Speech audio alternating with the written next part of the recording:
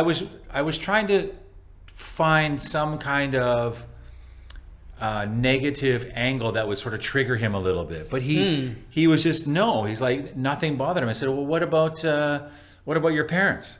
Do they, what do they think about you being a betel nut? And they're like, oh, that's great. They think I'm doing a good job, and like he doesn't hide behind anything, right? He's making money for him and his family, and they're happy about it. Well, that was later on, but he did say that in the beginning when his parents told his relatives that during the Lunar New Year you have this big family reunion, and when his parents told his relatives that my son is selling betel nuts, and all the relatives was like, what, betel nuts? Well, like kind of like kind of some kind of low end job, and his parents was actually losing face in the beginning, but and then we were asking that, so what do you do? What did you do to change things around?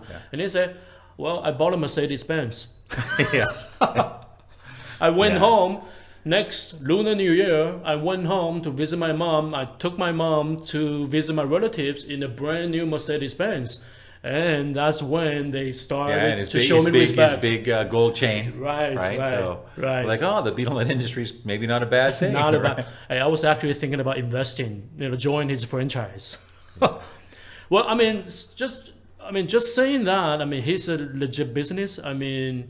Well, when he was talking to us, even though he was a little bit upset about all the negative publicity, but he was being really professional. Yeah, for sure. He was being really professional, like a decent business owner, like a decent businessman. The government is just something that he has to deal with in his business. Like every business has to deal with the government, right? It has its good and it has its bad, and he deals with it. Yeah, and when you were talking to Mr. Chen, and then probably the same in a lot of betel nut business owners, they all understand their line of work. They all SWOT analysis this. They understand their strengths, weaknesses, threats, and their opportunities. Yeah. So he's a smart businessman. He knows what he's doing. Yeah. The same thing we asked before, like I said at the outset, as a foreigner coming into this country, you see the betel nut stalls, you see sexy girls selling something. With all the neon lights. Our first impression is there's got to be more to it than just selling betel nuts. So we asked him that question. Is there a sexual element behind what we see, right? And his answer was, there could be, but it's not something that I as an owner advocate. Right. There are individual shops who might want to do that, to raise money, to make extra money. And I said, well, what would you do if it was one of your franchisees who was doing it? And what was his answer? First of all, his business philosophy is we want to do this long term.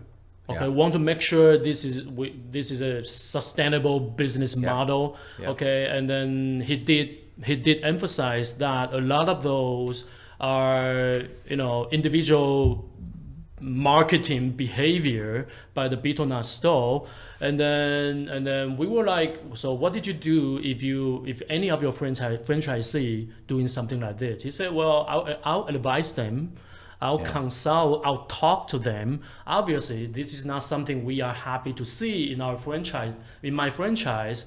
And I said, oh, are you going to use violence? He said, oh, no, I'm not going to use violence. He said, but law is his bottom line.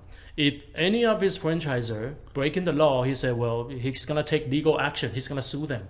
Yeah. He definitely said, he goes, I do have different kinds of franchisees. Some are older ladies and they just run a normal business like we. He goes, but I do have a bunch of girls who like to dress sexy and like to attract customers. That makes them more money. Yes. Right. So he's like, they can do what they think is going to bring in money. Yeah, and then he didn't deny that there are girls who want to wear sexy like bikini just to promote their business. But he said a lot of people don't see is a lot of those betel nut store owners, they are single mom.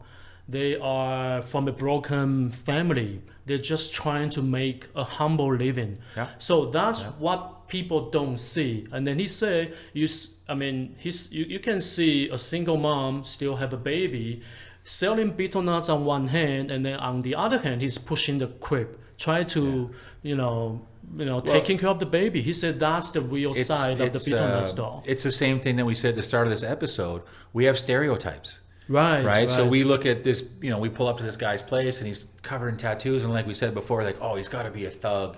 He's got to be a mafia guy. And the same thing, you see some sexy betel nut girl, you think, oh, she's a bad girl. She's, she's a bad mom. Yeah. She's a sex worker, but there's all walks of life, right?